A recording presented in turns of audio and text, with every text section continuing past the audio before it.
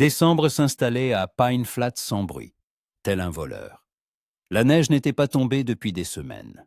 Seul le vent balayait la rue principale, soulevant la poussière et les virevoltants, faisant grincer les enseignes du saloon et de la boutique d'Olsen. Jacob McCarthy se tenait près de la fenêtre de sa maison à la lisière de la ville, contemplant le ciel gris, une tasse en fer blanc de café refroidi serrée dans sa main. Derrière lui, le feu crépitait dans la cheminée, unique son dans cette demeure vide et froide. Jake n'aimait pas décembre. Il n'aimait pas voir les gens de la ville s'agiter, décorer les vitrines, suspendre des couronnes à leurs portes. Il n'aimait pas leur gaieté feinte, ces conversations sur les dîners de famille, les cadeaux, sur l'importance d'être ensemble. Pour lui, décembre n'était qu'un mois de plus dans l'année, pas meilleur que les autres. Peut-être même pire. Il passe une main sur sa joue mal rasée, sentant la fatigue peser sur ses épaules. 38 ans, ce n'était pas vieux, mais il avait parfois l'impression d'avoir vécu bien plus longtemps. 6 ans plus tôt, il était arrivé à Pine Flats de nulle part, avait acheté cette maison en bordure de la ville et s'était fait engager comme dresseur de chevaux au ranch des Thompson. Le travail était dur, mais c'est précisément pour cela que Jake l'aimait. Quand on passe sa journée en selle, que les muscles brûlent et qu'on n'a qu'une seule pensée en tête, comment se maintenir sur un Mustang en furie, il ne reste plus de temps pour penser à autre chose, à ce qui avait été, à ceux qui n'étaient plus là. Il but une gorgée de café froid et grimaça. Il aurait dû le réchauffer, mais il avait la flemme de s'en occuper. Jake posa la tasse sur le rebord de la fenêtre et se tourna vers la pièce. Le mobilier était spartiate. Une table, 2 chaises, un lit étroit contre le mur du fond, un coffre contenant ses affaires. Au mur était suspendu un étui avec son colt, une habitude dont il n'arrivait pas à se défaire, bien que les ennuis fussent rares à Pine Flats. Le shérif Carter veillait à l'ordre, et les bandits évitaient d'habiter la petite ville. Trop petite, trop pauvre pour y perdre son temps. Jake s'approcha de la cheminée et y jeta quelques bûches. Le feu s'embrassa plus vivement, éclairant son visage aux traits durs, ses yeux sombres sous des sourcils épais, ses lèvres minces qui avaient depuis longtemps oublié comment sourire. Il se redressa, s'étira, entendant ses articulations craquer. C'était samedi, il n'y avait pas de travail. D'habitude, il passait ses journées ici, dans la maison, ou allait au saloon quand le silence devenait insupportable. Mais le saloon signifiait des gens, des conversations. Et Jake n'était pas sûr d'être prêt pour ça aujourd'hui. On frappa à la porte. Le faisant se retournait. C'était rare. Les gens ne venaient et le voir sans raison. Il s'approcha de la porte, l'ouvrit, et une femme se tenait sur le seuil.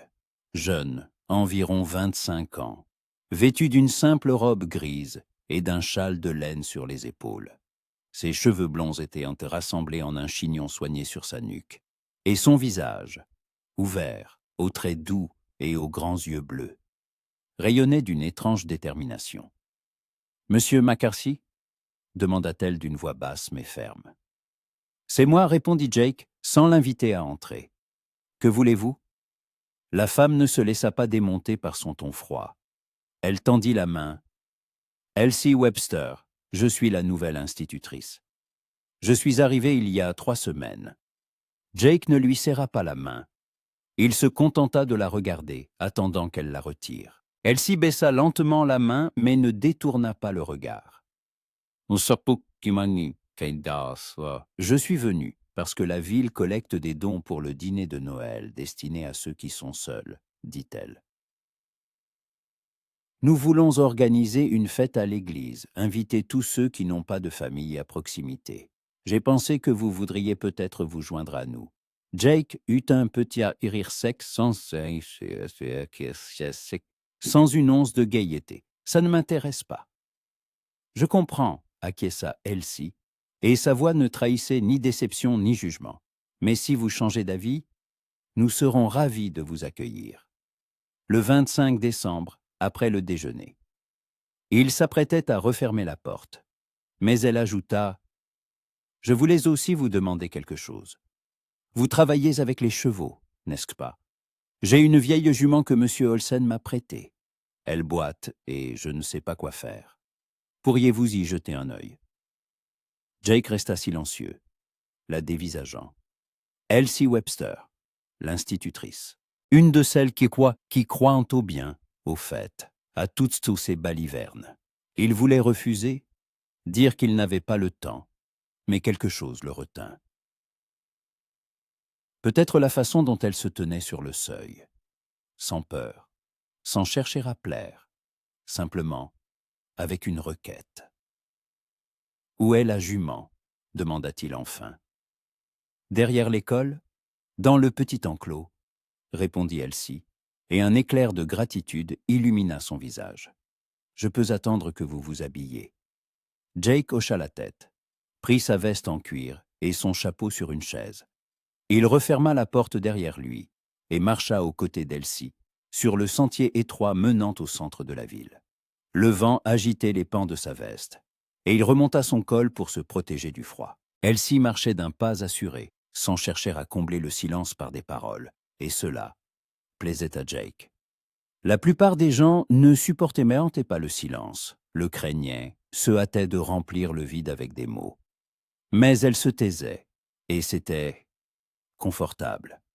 L'école se trouvait au centre de Pine Flats, à côté de l'église. Un petit bâtiment en bois au toit incliné et à la peinture écaillée. Jake savait que l'école fonctionnait, mais il n'y était jamais entré. Elsie le conduisit derrière le bâtiment, où une vieille jument baie se tenait dans un petit enclos. L'animal leva la tête à leur approche, et Jake vit immédiatement qu'elle tenait sa patte avant gauche de manière anormale. Il ouvrit le portillon et entra dans l'enclos. La jument ne recula pas à son approche, se contentant de renifler doucement. Jake passa une main sur son encolure pour la calmer, puis s'agenouilla et prit délicatement la patte blessée. Le sabot était sale, rempli de cailloux et de terre. Il sortit son couteau pliant de sa poche et commença à le nettoyer avec précaution, retirant les petites pierres coincées. La jument s'agitait, mais il la tenait fermement, lui parlant à voix basse. « Doucement, ma belle, doucement, tout va bien se passer. » Elsie se tenait près de l'enclos, observant. Quand Jake se releva enfin, essuya son couteau sur son pantalon et dit « Une pierre s'était profondément enfoncée. Ça a irrité la sole.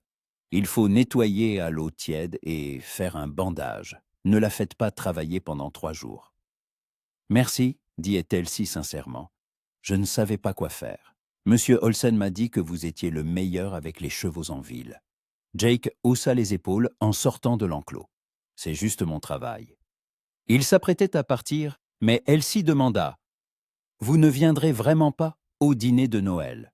Jake s'arrêta, se retourna. Son visage était sérieux, sans la moindre trace de pitié ou d'insistance. « Juste une question. »« Je ne fête pas Noël, » dit-il sèchement. « Pourquoi ?» La question était simple, mais Jake sentit quelque chose se nouer en lui. Il ne répondait jamais à ce genre de questions. Jamais. Mais Elsie le regardait, et son regard ne trahissait aucune curiosité, seulement une compréhension silencieuse, comme si elle savait que chacun avait ses raisons. « Je n'y vois tout simplement pas l'intérêt, » dit-il enfin. « Les fêtes, c'est pour ceux qui ont quelque chose à fêter. » Elsie hocha lentement la tête. « Je comprends. Mais parfois, une fête n'est pas une question de passé. C'est une question de présent, de l'ici et maintenant. Des gens qui sont là. » Jake ne discuta pas. Il se retourna et s'éloigna, sentant son regard le suivre. Quand il rentra chez lui, la pièce était chaude grâce au feu dans la cheminée, mais le vide persistait. Il s'assit sur une chaise près de la table, la tête entre les mains. Elsie Webster, une femme étrange. Pourquoi était-elle venue le voir? Il était un étranger dans cette ville et tout le monde le savait. Il n'allait pas à l'église, ne participait pas aux fêtes, ne se faisait pas d'amis. Il se contentait de vivre, jour après jour, travail, maison, sommeil. Et cela lui convenait, mais ces mots lui restaient en tête. Une fête n'est pas une question de passé, c'est une question de présent. Facile à dire quand on n'a pas un passé qui pèse sur les épaules comme une pierre. Facile de croire au fait quand on n'en a pas perdu tous ceux qui nous étaient chers. Jake se leva, s'approcha du coffre et l'ouvrit. Au fond, sous ses vêtements, se trouvait une vieille photographie. Il la sortit, la regarda. Une jeune femme aux cheveux sombres et au sourire doux. À côté d'elle, une petite fille d'environ 5 ans, avec les mêmes yeux sombres que lui. Il se tenait devant une maison et la photo avait été prise à Noël. On voyait un sapin décoré à travers la fenêtre. 7 ans plus tôt. 7 ans qu'elle n'était plus là. La fièvre était venue soudainement et, en une semaine, avait emporté d'abord sa fille, puis sa femme. Jake avait survécu, ou du moins, il le pensait. Il avait vendu la maison, quitté le Colorado, erré jusqu'à s'installer à Pine Flats. Mais la douleur n'avait jamais disparu. Elle s'était simplement tue, cachée quelque part au plus profond de lui. Et il avait appris à vivre avec, à ne pas y penser, à ne pas se souvenir. Et voilà que cette institutrice débarquait avec ses questions et sa foi dans les fêtes. Jake remit la photo, referma le coffre. Il fallait en finir avec ça. Il n'irait pas à leur dîner.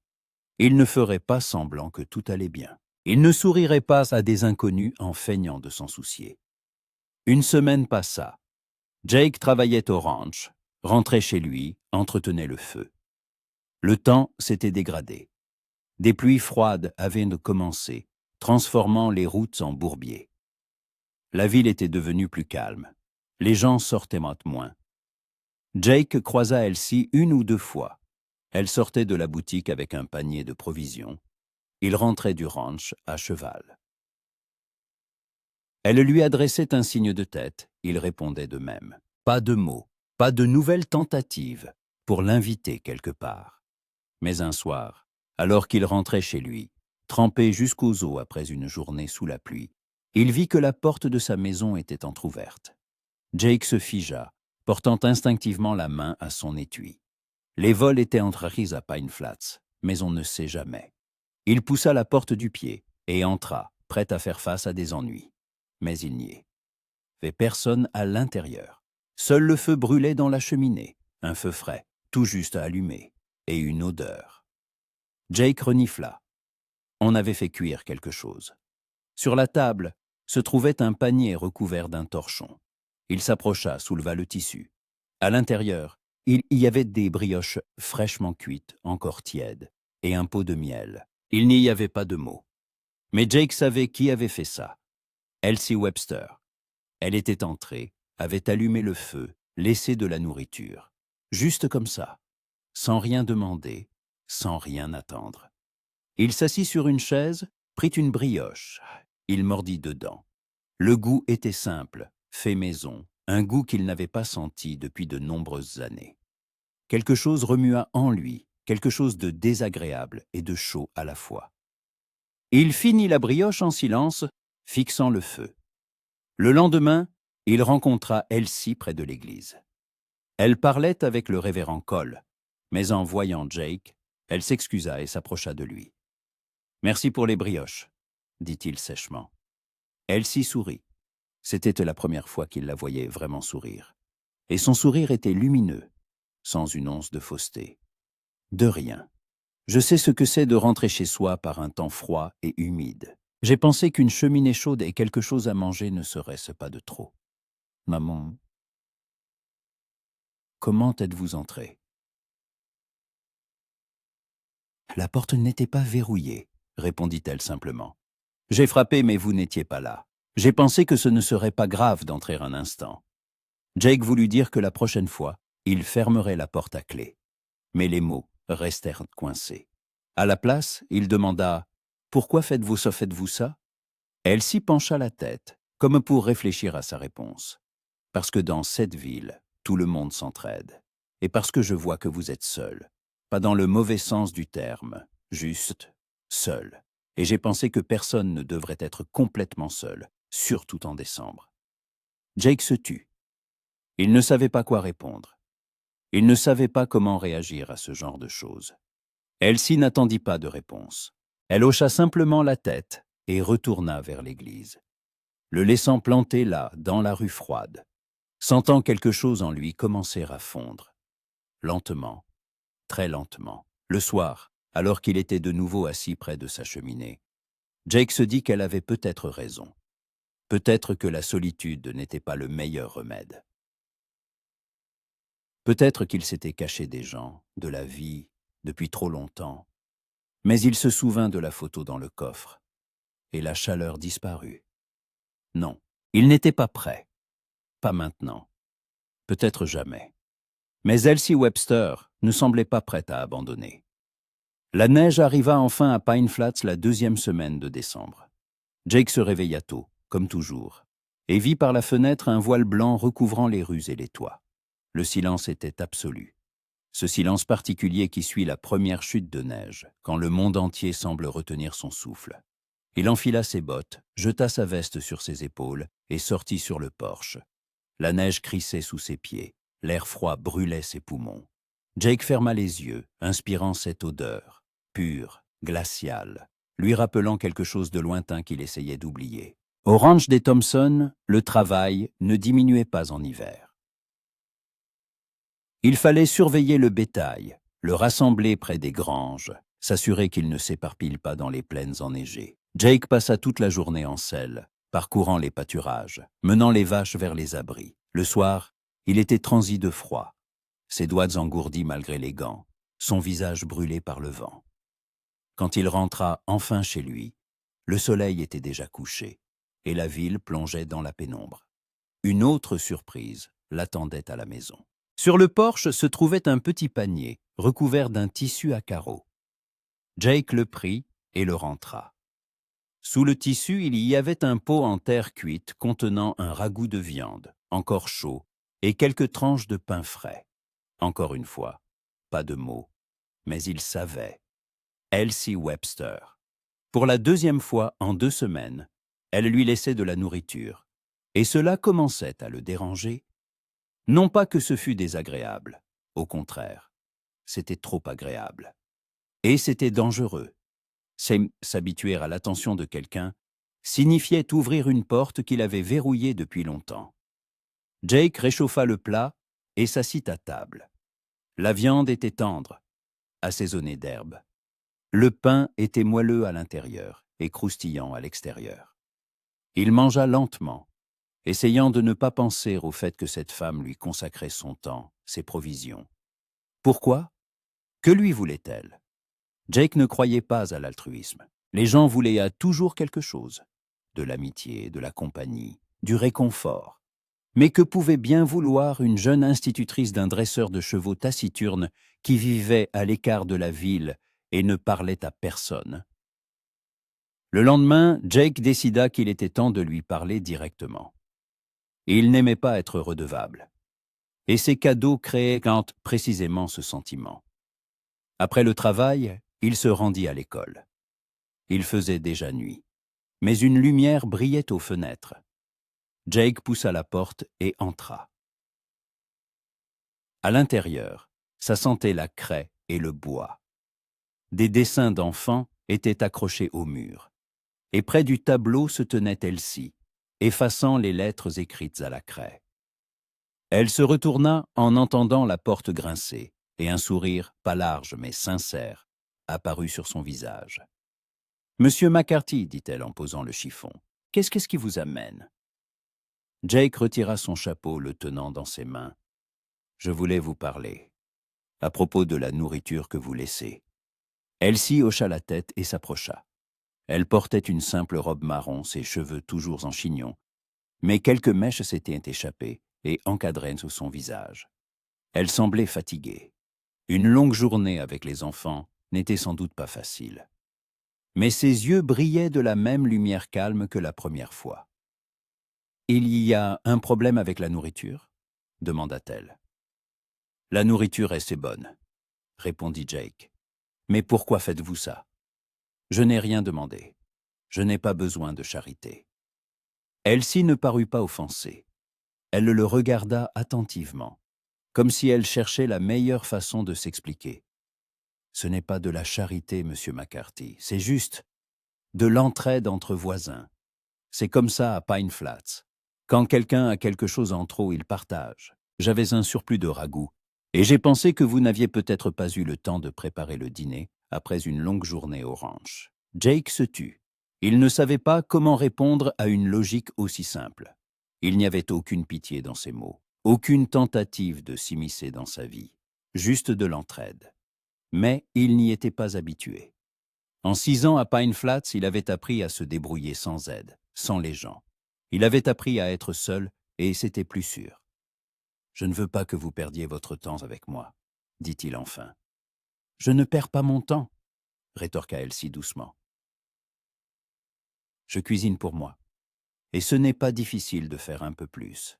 Mais si cela vous déplaît, je ne le ferai plus. » Jake la regarda. Elle n'insistait pas, ne se vexait pas. Elle disait les choses telles qu'elles étaient, et il y avait quelque chose de désarmant là-dedans. Il soupira. « D'accord. Juste, pas trop souvent. » Elsie hocha la tête, et un sourire effleura de nouveau ses lèvres. « Entendu. » Il s'apprêtait à partir, mais elle le retint. « Monsieur McCarthy, puisque vous êtes là, puis-je vous demander un petit service ?» Jake s'immobilisa près de la porte et se retourna. « Lequel ? J'ai besoin de réparer quelques pupitres. Les pieds les sont desserrés. Et les enfants n'arrêtent pas de les faire basculer. J'ai essayé moi-même, mais je n'y arrive pas. On dit que vous êtes doué avec les outils. » Jake voulut refuser, mais quelque chose le retint. Peut-être le fait qu'elle ne se contentait pas de lui donner de la nourriture, mais lui demandait de l'aide en retour. Cela les rendait égaux. Pas une bienfaitrice et un nécessiteux, mais simplement des gens qui s'entraident. « Montrez-moi les pupitres, » dit-il sèchement. Elsie le conduisit dans un coin de la classe où se trouvaient 3 pupitres aux pieds chancelants. Jake s'accroupit pour les examiner. Le travail n'était pas compliqué. Il suffisait de resserrer les clous, de renforcer les joints. Il sortit son couteau pliant et se mit au travail. Elsie se tenait à côté, observant. Au bout d'un moment, elle prit la parole. « Vous êtes à Pine Flats depuis longtemps, monsieur McCarthy. »« 6 ans, » répondit Jake sans lever les yeux de son travail. « Et avant ?»« Le Colorado. » « Avez-vous encore de la famille, là-bas ?» La question était innocente, mais Jake sentit ses épaules se raidir. Il continua à travailler sans répondre. Elsie comprit qu'elle avait touché un point sensible et se tut. Un silence s'installa entre eux, mais il n'était pas tendu, plutôt pensif. Quelques minutes plus tard, Jake finit le premier pupitre et passa au second. Elsie demanda doucement « Pardonnez-moi si je n'aurais pas dû demander. »« Je n'ai plus de famille, » dit Jake brièvement. « Plus maintenant. » Elsie n'insista pas. Elle hocha simplement la tête, et une lueur de compréhension passa sur son visage. Peut-être avait-elle aussi connu des pertes. Peut-être était-ce pour cela qu'elle était ici, dans cette petite ville au bout du monde, plutôt que là où elle aurait pu avoir une famille, des amis. Quand Jake eut fini avec les 3 pupitres, Elsie le remercia. « Merci beaucoup. Vous m'avez énormément aidé. » Jake mit son chapeau et se dirigea vers la porte. « De rien. » Il sortait déjà quand Elsie l'interpella de nouveau. « Monsieur McCarthy, je sais que vous ne voulez pas venir au dîner de Noël, mais il n'y aura pas que de la nourriture. Nous allons chanter, allumer des bougies, décorer l'église avec des branches de sapin. C'est très beau. Peut-être pourriez-vous simplement passer jeter un œil. Vous n'êtes pas obligé de rester longtemps. » Jake s'arrêta sans se retourner. On verra. Ce n'était pas un non, mais ce n'était pas non plus un non. Elsie sembla le comprendre ainsi, car elle n'insista pas. Les jours suivants passèrent rapidement. La neige tombait encore et encore, recouvrant Pine Flat d'un épais manteau blanc. Jake travaillait, rentrait chez lui, entretenait le feu. Parfois, il voyait Elsie dans la rue. Elle marchait avec les enfants, leur montrant comment faire des boules de neige, ou portait une brassée de branches de sapin pour décorer l'école. Une fois, il la vit aider la vieille Madame Palmer à atteindre la boutique sur la route glissante, la soutenant par le bras. Elsie Webster était de ces personnes qui ne pouvaient ignorer le malheur des autres. Et cela suscitait chez Jake à la fois admiration et crainte. De telles personnes souffraient bien plus souvent le plus, car elles donnaient trop d'elles-mêmes. Un soir, alors que Jake rentrait du ranch, il vit Elsie près de sa petite maison, une modeste bâtisse à côté de l'école où vivait l'institutrice. Elle y en essayait de rentrer un lourd seau d'eau du puits. Mais le seau était manifestement trop lourd et elle le traînait péniblement dans la neige. Jake arrêta son cheval et descendit. « Laissez-moi vous aider, » dit-il en s'approchant. Elsie se retourna surprise. « Oh, monsieur McCarthy, merci, mais je vais y arriver. » Jake ne discuta pas. Il prit simplement le seau de ses mains et le porta jusqu'à la maison. Le seau était effectivement lourd, rempli à ras-bord d'eau glacée. Il le rentra et le posa près du foyer. Elsie le suivit et ferma la porte. À l'intérieur, il faisait chaud et confortable. Une petite pièce avec un lit dans un coin, une table, quelques chaises, une étagère de livres. Sur la table, des piles de cahiers qu'elle devait être en train de corriger. Au mur, une petite croix en bois, et sur le rebord de la fenêtre, une figurine d'ange faite main, sculptée dans le bois. « Voulez-vous un thé ?» proposa Elsie. « J'ai un peu de menthe.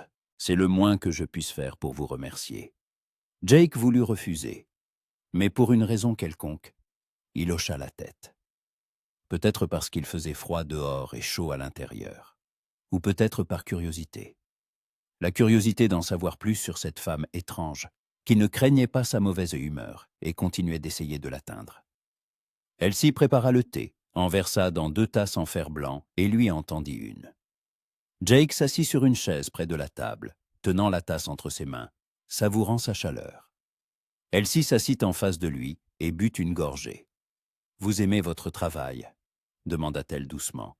« Les chevaux ne posent pas de questions inutiles, » répondit Jake sèchement. Elsie sourit. « Je comprends. Parfois, les gens peuvent être trop insistants. »« Vous parlez de vous ?» Elle rit doucement, sans offense. « Peut-être. Je sais que je peux être un peu trop tenace parfois. C'est juste que je n'aime pas voir les gens souffrir seuls. » « Qui a dit que je souffrais ?» demanda Jake, avec une légère pointe d'agressivité dans la voix. Elsie le regarda sérieusement. « Personne ne l'a dit, mais je le vois. Vous portez cela avec vous, comme un lourd fardeau. Et je comprends, parce que j'ai moi-même porté un tel fardeau. » Jake se figea, la fixant. Il n'y avait aucune pitié dans ses yeux, seulement de la compréhension. Il demanda lentement, « Que vous est-il arrivé ?» Elsie resta silencieuse un instant, puis répondit doucement. « J'ai perdu mon fiancé il y a 3 ans. Nous devions nous marier au printemps, mais il a pu attraper une pneumonie cet hiver-là. Il n'a pas survécu. Après ça, je ne pouvais plus rester à Boston. Trop de souvenirs. C'est pourquoi je suis venu ici, à Pine Flats, pour tout recommencer. » Jake se tut. Il ne s'attendait pas à une telle confidence. Il ne s'attendait pas à ce qu'elle ait, elle aussi, une douleur cachée derrière ce sourire lumineux et cette gentillesse. Quelque chose en lui vacilla. La vieille armure qu'il avait érigée autour de lui. « Je suis désolé, dit-il. » Et ce furent les premiers mots de compassion qu'il prononça depuis des années. « Merci, » acquiesça Elsie. « Mais j'ai appris à continuer à vivre. Pas à oublier, mais à vivre. Parce que Thomas n'aurait pas voulu que je me renferme sur moi-même. Il aimait la vie, il aimait les gens. Et j'essaie d'honorer sa mémoire en faisant ce qu'il appréciait. Aider les autres, créer de la chaleur autour de moi. » Jake regarda sa tasse. Les mots restaient nés coincés dans sa gorge. Il voulait dire qu'il avait eu une femme, une fille, qu'elles étaient mortes de la fièvre il y a 7 ans, et que depuis, il ne pouvait pas. Il ne pouvait pas s'ouvrir à nouveau, ne pouvait pas se permettre de ressentir, parce que ressentir signifiait souffrir. Mais les mots ne venaient pas.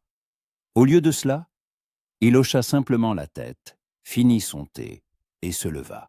« Il faut que j'y aille. » Elsie ne le retint pas.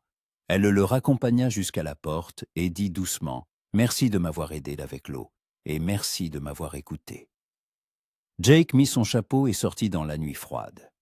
La neige crissait sous ses bottes et les étoiles brillaient au-dessus de sa tête, vives, froides, lointaines. Il rentra chez lui lentement, pensant aux paroles d'Elsie. « J'ai appris à continuer à vivre, pas à oublier, mais à vivre. » Peut-être avait-elle raison. Peut-être pouvait-on honorer la mémoire de ceux qu'on avait perdus sans pour autant se fermer au monde. Mais Jake n'était pas sûr d'en être capable. Il avait vécu trop longtemps dans sa forteresse de solitude. De retour chez lui, il s'assit près de la cheminée et sortit la vieille photo de son coffre. Il la regarda longuement, sentant la vieille douleur remonter. Mais cette fois, elle était moins vive. Comme si quelque chose avait changé.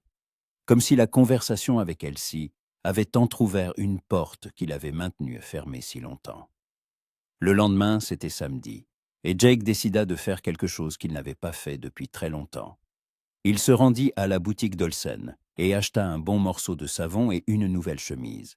Puis il alla chez le barbier pour se faire couper les cheveux et raser.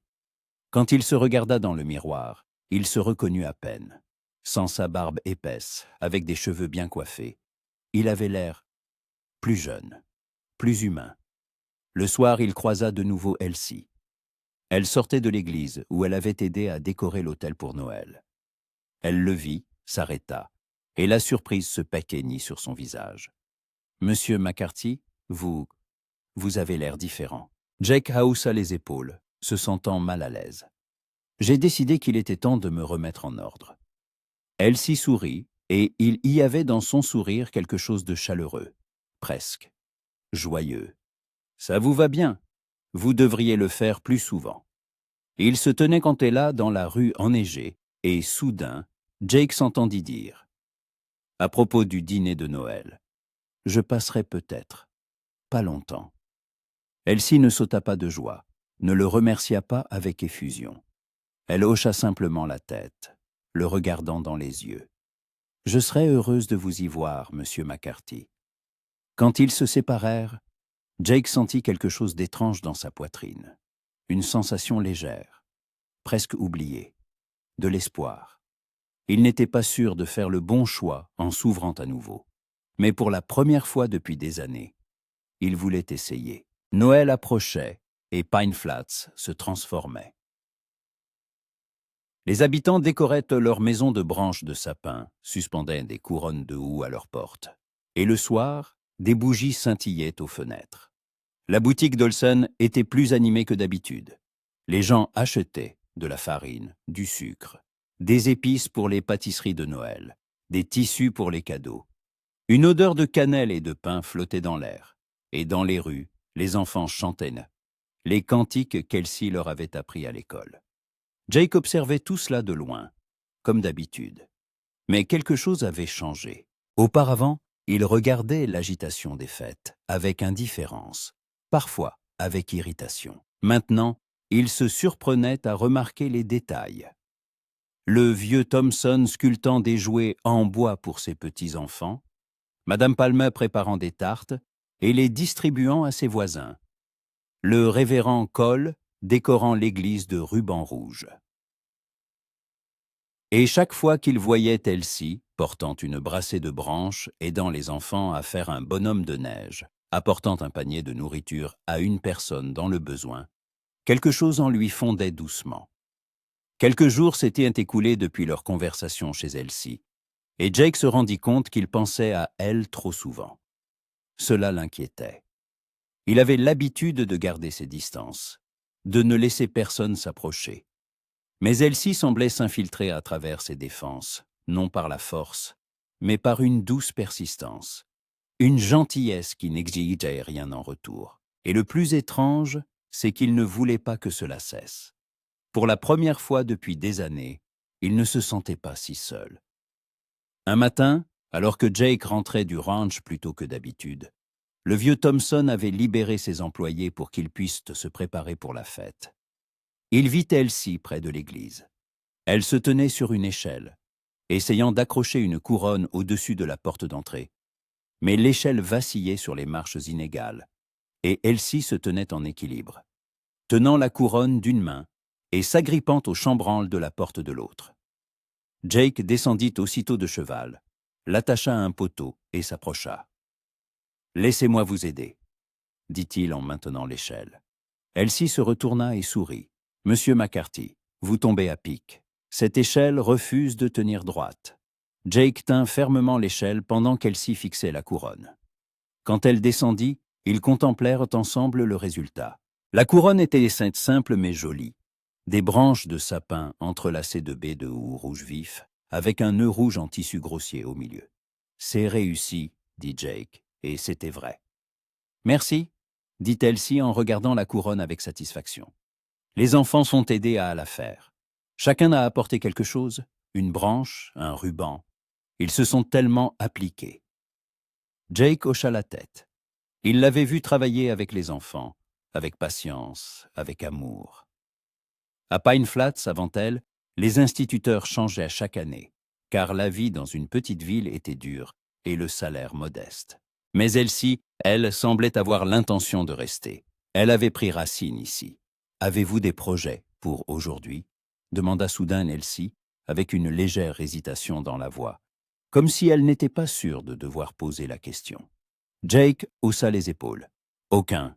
Pas de travail, alors je vais probablement rester à la maison. » Elsie resta silencieuse un instant, puis dit « Je vais en forêt chercher des branches de sapin pour décorer l'église. Il en faut encore beaucoup pour le dîner. Voudriez-vous m'accompagner?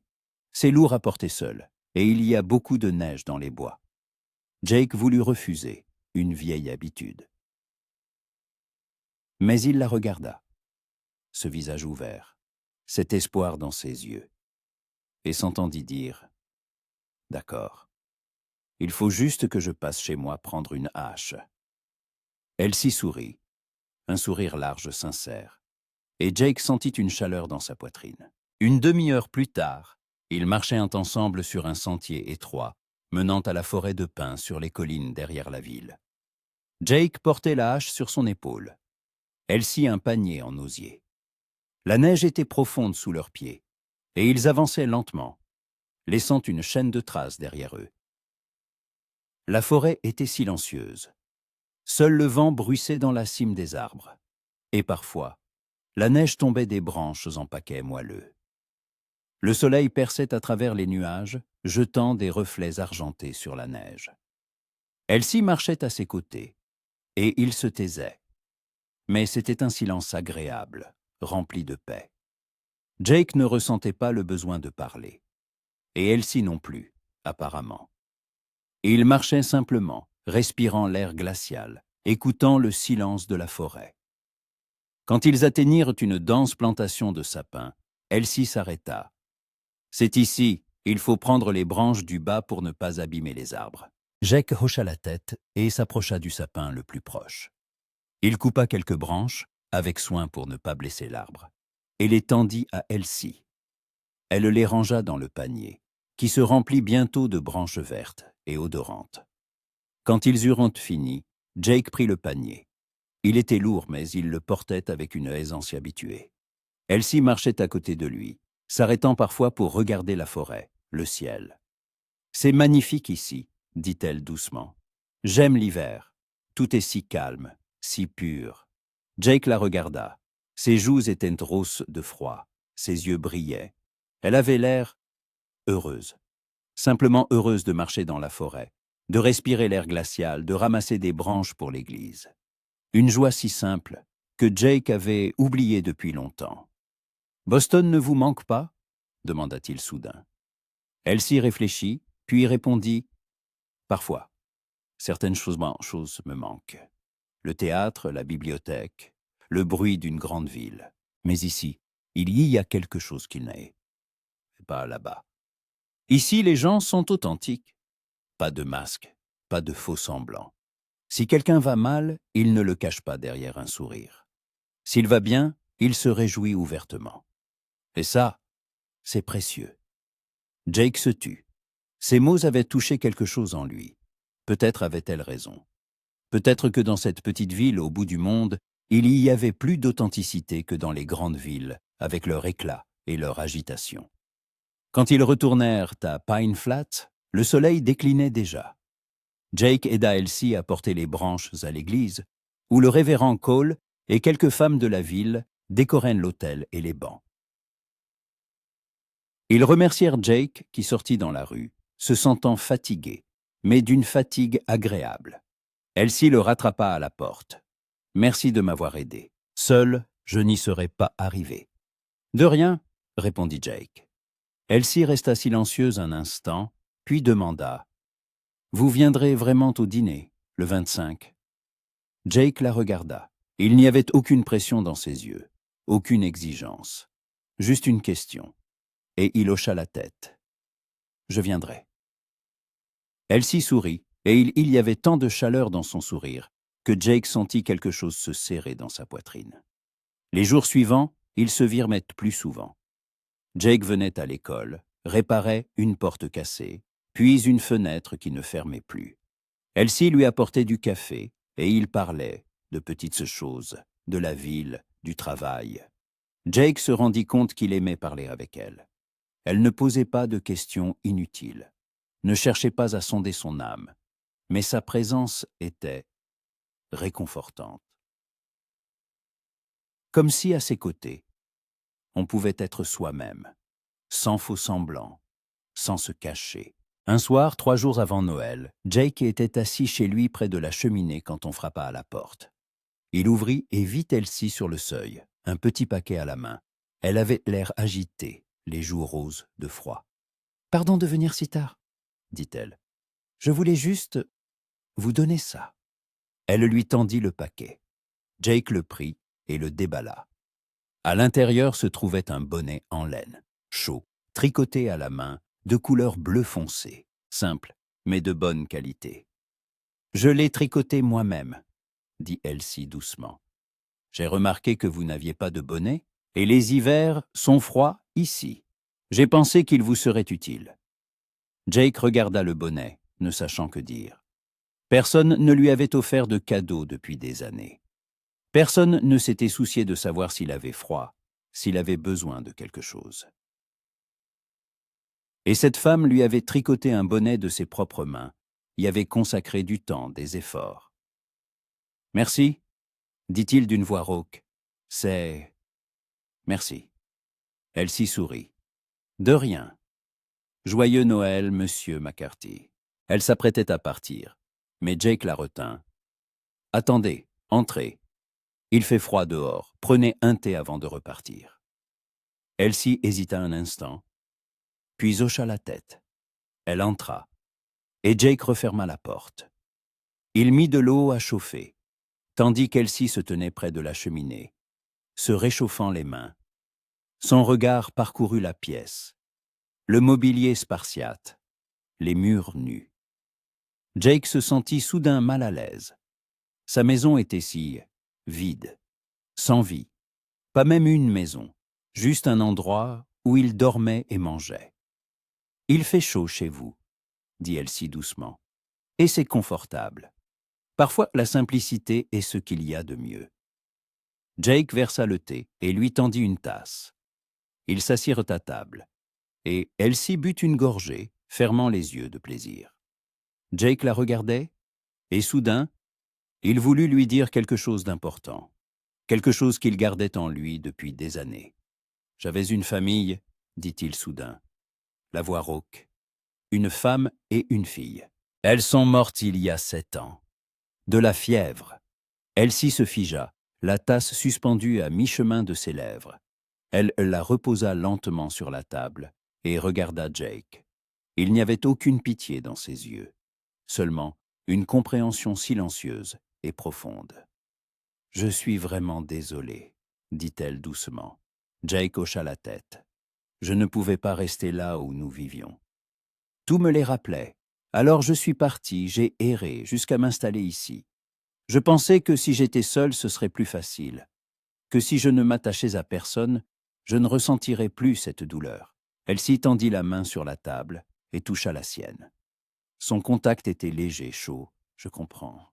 Quand Thomas et May sont, j'ai aussi pensé que je ne pourrais plus jamais m'ouvrir à quelqu'un. J'avais peur de la douleur, peur de perdre à nouveau. Mais j'ai compris qu'une vie sans les autres, sans lien, n'est pas une vie. C'est juste une existence. Et la mémoire de ceux que nous avons aimés ne veut pas que nous nous contentions d'exister. Il voudrait que nous vivions. Jake regarda sa main sur la sienne. Petite, chaude. Il ne la retira pas. Pour la première fois depuis des années, il laissait quelqu'un le toucher. Non seulement physiquement, mais aussi ce qui était au plus profond de lui.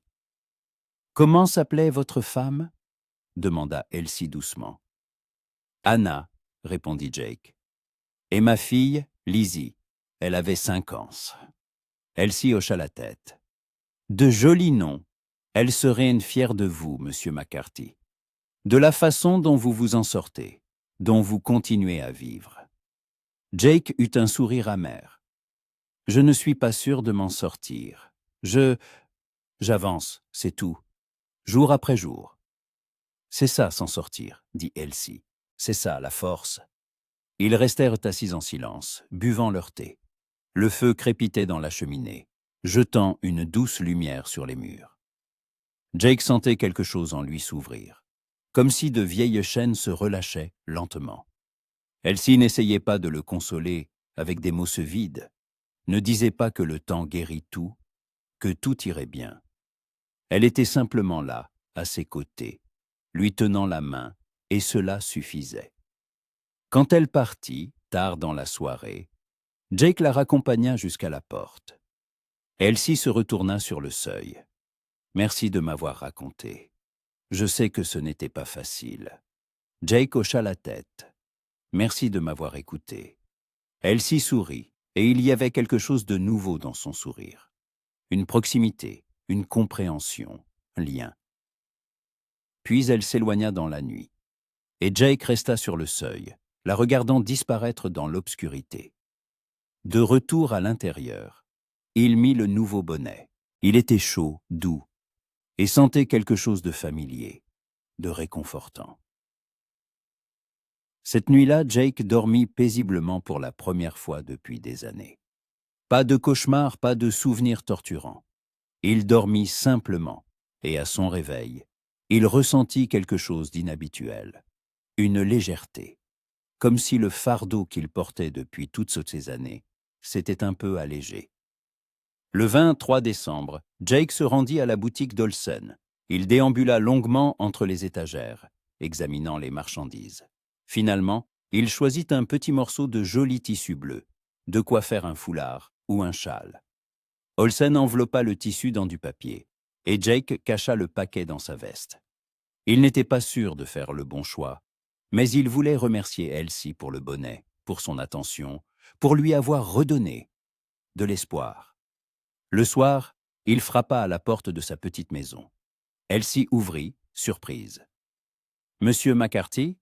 Jake lui tendit le paquet. « Pour vous, pour Noël. » Elsie prit le paquet et le déballa. Quand elle vit le tissu, ses yeux s'écarquillèrent. « C'est magnifique. Monsieur McCarthy, vous n'auriez pas dû. »« Je le voulais, » dit simplement Jake. Elsie le regarda, et des larmes brillaient dans ses yeux, mais des larmes de joie, pas de tristesse. « Merci, je m'en ferai quelque chose de joli, et je penserai à vous en le portant. » Jake hocha la tête, s'apprêtant à partir, mais Elsie le retint. « Monsieur McCarthy ?»« Jake. Puis-je vous appeler Jake ?» Il se figea. Personne ne l'avait appelé par son prénom depuis des années, mais quand Elsie le prononça, cela sonna. Juste. « Bien sûr, » dit-il, « et appelez-moi simplement Jake. Sans le maçon Cut 44. » Elsie sourit. « Alors vous aussi, appelez-moi simplement Elsie. » Ils se tenaient sur le seuil, se regardant, et une étincelle sembla passer entre eux. Quelque chose de chaud, d'attirance. Jake sentit son cœur battre plus vite, et c'était étrange, effrayant et merveilleux à la fois. « À bientôt, au dîner, » dit Elsie doucement. « À bientôt, » répondit Jake, et il rentra chez lui par la rue enneigée, sentant que quelque chose dans sa vie avait changé pour toujours. Le 24 décembre fut une journée claire et glaciale. Jake se réveilla tôt, comme d'habitude, bien qu'il n'y eût pas de travail. Il resta allongé dans son lit, fixant le plafond, pensant qu'à aujourd'hui c'était la veille de Noël, et demain, Noël. Le premier Noël en 7 ans qu'il ne passerait pas seul. Cette pensée l'effrayait et l'attirait à la fois. Il s'était habitué à la solitude. Elle était devenue son armure, sa protection. Mais Elsie, lentement, prudemment, brisait cette armure. Et Jake ne résistait pas. Il se leva, se lava à l'eau froide du seau, s'habilla. Il mit la nouvelle chemise achetée chez Olsen et le bonnet en laine tricoté par Elsie. Il se regarda dans le petit miroir au-dessus du lavabo. L'homme qui le regardait n'était plus le dresseur taciturne d'il y a un mois. Quelque chose avait changé dans ses yeux. Ils étaient plus vifs, une lumière y brillait. Jake sortit sur le porche. La neige scintillait au soleil, l'air était pur et froid. Des gens passaient dans la rue. Se dirigeant vers l'église, portant des paniers de nourriture pour le dîner commun, des enfants courant avec des jouets faits main. Pine Flats était rempli de vie, de joie, d'attente de la fête. Jake resta là, observant, et comprit soudain qu'il ne ressentait plus son habituel sentiment d'aliénation. Il était toujours à l'écart, mais plus aussi loin, comme s'il revenait progressivement dans le monde des vivants. Il se dirigea vers l'église, non par obligation, mais par envie. Il voulait voir Elsie, l'aider avec les derniers préparatifs. Quand il entra, l'église était en pleine effervescence. Des femmes, dressées en ces de longues tables, avec des nappes blanches, disposaient la vaisselle, arrangeaient la nourriture. Des hommes apportaient des bancs supplémentaires, allumaient le poêle dans un coin. Les enfants couraient entre les adultes, riaient, chantaient. Et au centre de tout cela se trouvait Elsie, dans une simple robe verte, un tablier par-dessus, des mèches de cheveux s'échappant de son chignon. Elle dirigeait le tout calmement, avec un sourire, aidant chacun, encourageant d'un mot. Quand elle vit Jake, son visage s'illumina. « Jake, quelle bonne idée de venir. Nous avons besoin d'aide avec la lourde marmite. » Monsieur Olsen n'arrive pas à la soulever seul. Jake hocha la tête et se dirigea vers la marmite, où le vieil Olsen peinait à déplacer un énorme chaudron en fonte rempli de ragoût. À deux, ils le soulevèrent et le posèrent sur la table. Olsen s'essuya le front avec un mouchoir et remercia. « Merci, McCarthy. Je n'y serais pas arrivé sans vous. Content de vous voir ici. Il était temps de sortir de votre tanière. » Jake voulut s'offenser de la franchise du vieil homme, mais il ne le put. Olsen avait raison. Il s'était caché trop longtemps. Les heures suivantes, Jake aida. Il transporta des charges lourdes, répara un banc cassé, apporta du bois pour le poêle. Les gens le saluaient, le remerciaient, et il répondait brièvement, mais sans sa froideur habituelle.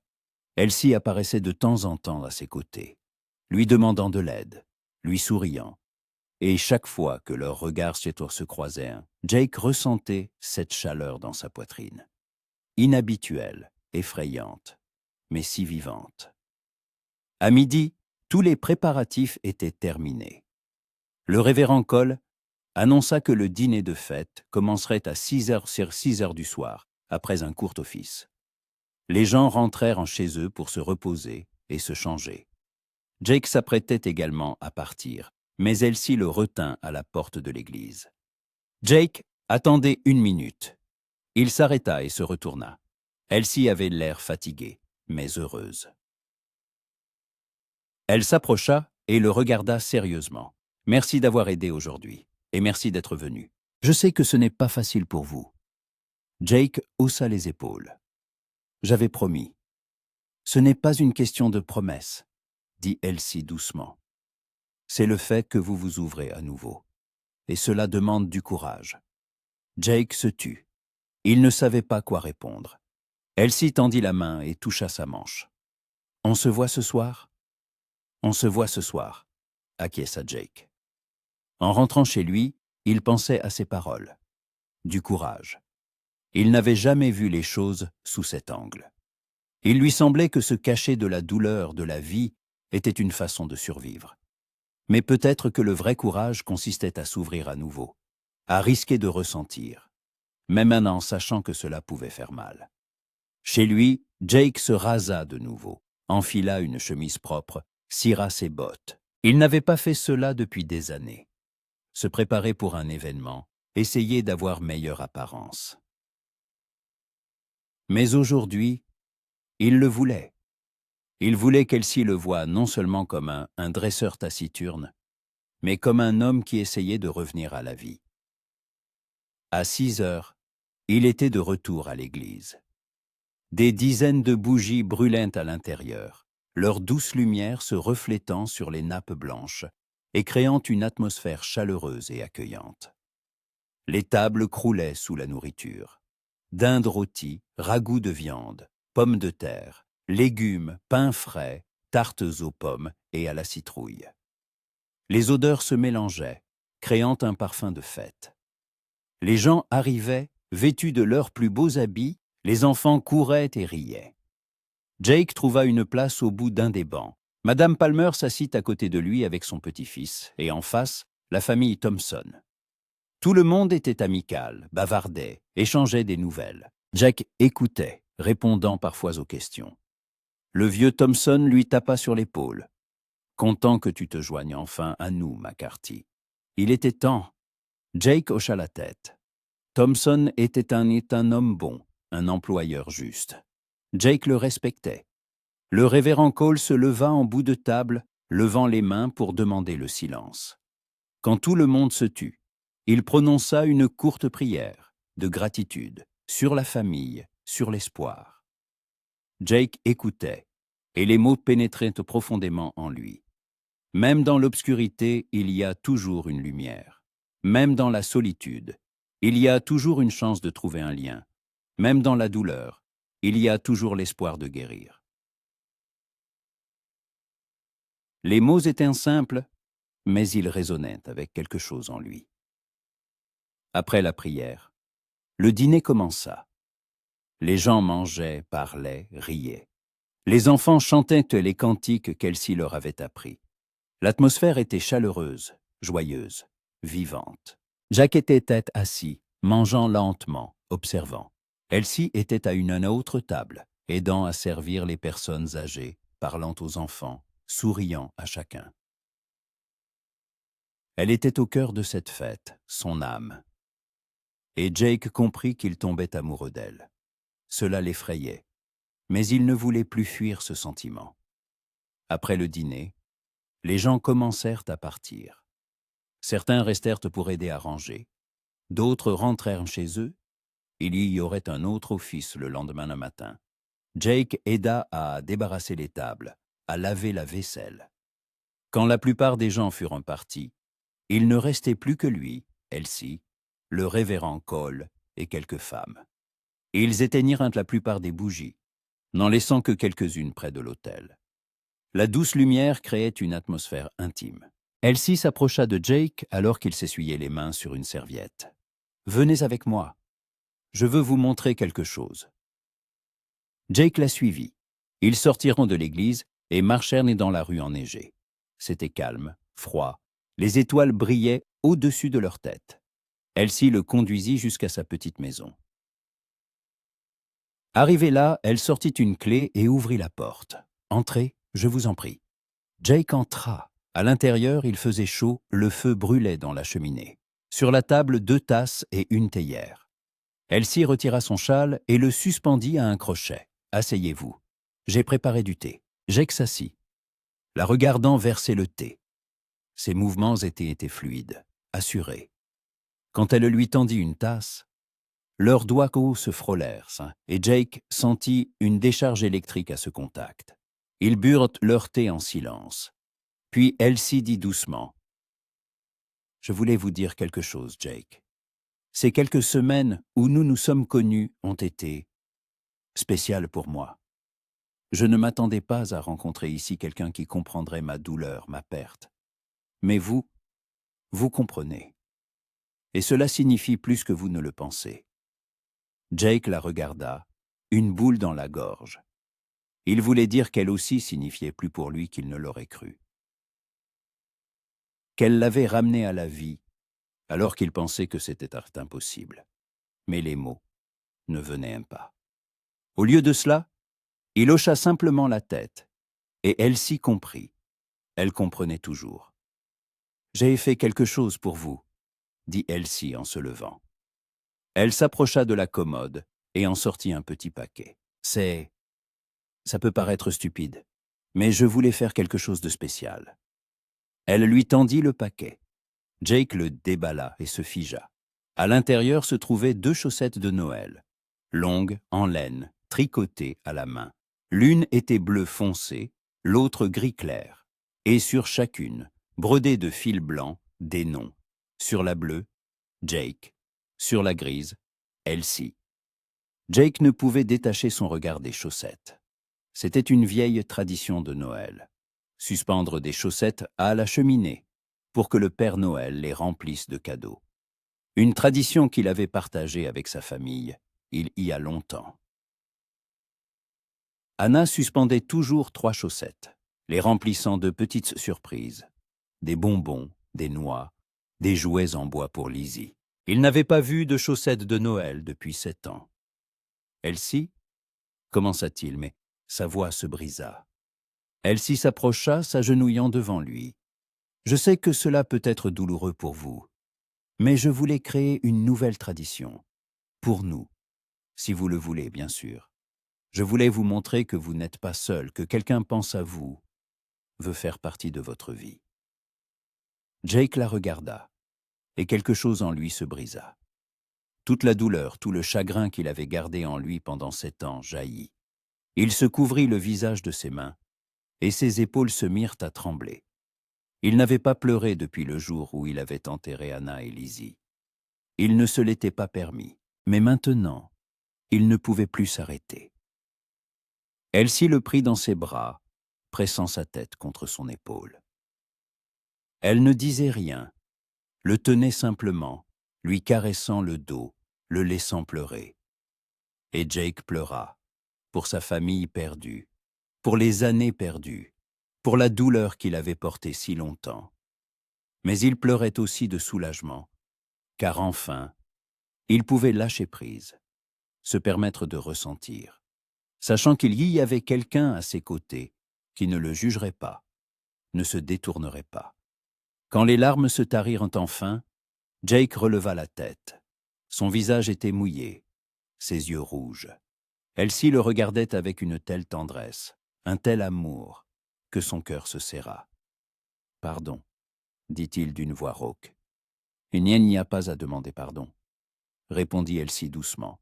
« Parfois, nous avons besoin de pleurer pour guérir. » Jake prit sa main et la serra. « Merci, pour tout, de ne pas avoir abandonné, de m'avoir montré que je pouvais revivre. » Elsie sourit et des larmes brillaient dans ses yeux. « Vous avez fait la même chose pour moi, Jake. Vous m'avez montré que je n'étais pas seul, qu'il y avait quelqu'un qui comprenait. » Ils restèrent ainsi longtemps, se tenant la main, se regardant. Puis Elsie se leva, prit les chaussettes. « Allons-y, accrochons-les. » Elle le conduisit à la cheminée. Elle sortit 2 petites ficelles et attacha les chaussettes au manteau de la cheminée. La chaussette bleue, avec le nom Equot 99 à droite, la grise avec le nom Equot 100 à gauche. Elles pendaient côte à côte, éclairées par la douce lumière du feu. Jake les regarda, et une chaleur se répandit dans sa poitrine. C'était un symbole, le symbole d'une nouvelle vie, d'un nouvel espoir, d'un nouvel amour. Il n'était plus seul, Elsie était là, et ensemble, ils pouvaient en guérir, construire quelque chose de nouveau. « Elles sont magnifiques, » dit-il doucement. « Nous sommes magnifiques ?» répondit Elsie, avec assurance dans la voix. Jake se tourna vers elle. Ils étaient proches, très proches. Il voyait chaque détail de son visage, les traits doux, les yeux bleus pleins de chaleur, les lèvres esquissant un léger sourire. Sa main se leva d'elle-même et toucha sa joue. Elsie ferma les yeux, se blottissant contre sa paume. « Elsie, » murmura-t-il, « je ne sais pas comment faire ça bien, ça fait si longtemps, mais je ressens quelque chose pour vous, quelque chose de fort. » Elsie ouvrit les yeux et le regarda. Moi aussi, Jake. Je le ressens aussi. Il se pencha lentement, lui laissant le temps de reculer si elle le souhaitait. Mais Elsie ne recula pas. Elle se pencha vers lui, et leurs lèvres se rencontrèrent dans un baiser tendre, prudent. Jake sentit le monde autour de lui disparaître. Il ne restait qu'elle. Cette chaleur, cette proximité, ce sentiment de rentrer à la maison. Quand ils se séparèrent, ils respiraient tous deux rapidement. Elsie souriait, et il y avait tant de bonheur dans son sourire que Jake ne put s'empêcher de sourire en retour. Pour la première fois depuis des années, un vrai sourire. « Joyeux Noël, Jake », murmura-t-elle. « Joyeux Noël, Elsie », répondit-il. Et pour la première fois, ces mots n'étaient pas vides. Pour la première fois, ils avaient un sens. Ils retournèrent près de la cheminée, s'assirent par terre devant le feu, l'un contre l'autre. Les chaussettes pendaient au-dessus d'eux, symbole de leur nouveau lien, de leur nouvel espoir. Dehors, la neige tombait, recouvrant doucement Pine Flat d'un manteau blanc. Les cloches de l'église sonnaient, annonçant l'arrivée de Noël. Et Jake et Elsie étaient assis dans la maison chaude, se tenant la main, et pour la première fois depuis des années, ils sentaient tous deux qu'ils avaient trouvé ce qu'ils cherchaient. Non seulement l'amour, mais la guérison. Non seulement la compagnie, mais un foyer. Et tandis que le feu dans la cheminée s'éteignait lentement, se transformant en braise, ils restaient assis ensemble, parlant de l'avenir, de leurs espoirs, de ce qui pourrait être. Jake n'avait plus peur, car aux côtés d'Elsie, il pouvait être vulnérable, il pouvait être lui-même, il pouvait ressentir. Et c'était le plus beau cadeau qu'il pouvait recevoir pour ce Noël. Jake se réveilla à l'aube avec une sensation inhabituelle de légèreté dans la poitrine. Allongé dans son lit, il regardait les premiers rayons de soleil percer à travers la fenêtre et comprenait que quelque chose avait changé. Pour la première fois en 7 ans, il ne se réveillait pas le cœur lourd, mais avec une sorte d'anticipation. Aujourd'hui, c'était Noël. Et pour la première fois depuis longtemps, cela signifiait quelque chose. Il se leva, se lava, enfila une chemise propre. Il mit le bonnet qu'Elsie lui avait tricoté, et ce simple geste le remplit de chaleur. La soirée de la veille semblait encore un rêve. Sa maison, la cheminée, les chaussettes aux à leur nom, le baiser. Jake passa les doigts sur ses lèvres, se souvenant de leur douceur, de leur chaleur. Il n'avait embrassé personne depuis la perte d'Anna et pensait ne plus jamais pouvoir le faire. Mais avec Elsie, tout était différent. Avec elle, il sentait qu'il avait droit à un nouveau départ. Il regarda le coffre où était rangée la photo de sa famille. Avant, il craignait de la sortir, craignait que la douleur ne devienne insupportable. Mais maintenant, il ouvrit le coffre, prit la photo et la contempla longuement. Anna et Lizzie lui souriaient depuis le cliché jauni, et Jake ressentit non pas de la douleur, mais autre chose, de la gratitude. La gratitude pour les années passées ensemble, pour l'amour qu'elle lui avait donné, pour le souvenir qui resterait avec lui pour toujours. « J'ai rencontré quelqu'un, dit-il doucement, s'adressant à la photo. Elle s'appelle Elsie. Je pense que vous l'auriez aimée. Elle est gentille, forte, lumineuse. Elle m'a aidé à me sentir de nouveau vivant. Les mots venaient difficilement, mais il continua. Je ne vous oublierai jamais. Jamais. Mais je suis fatigué d'être seul, fatigué de porter cette douleur en solitaire.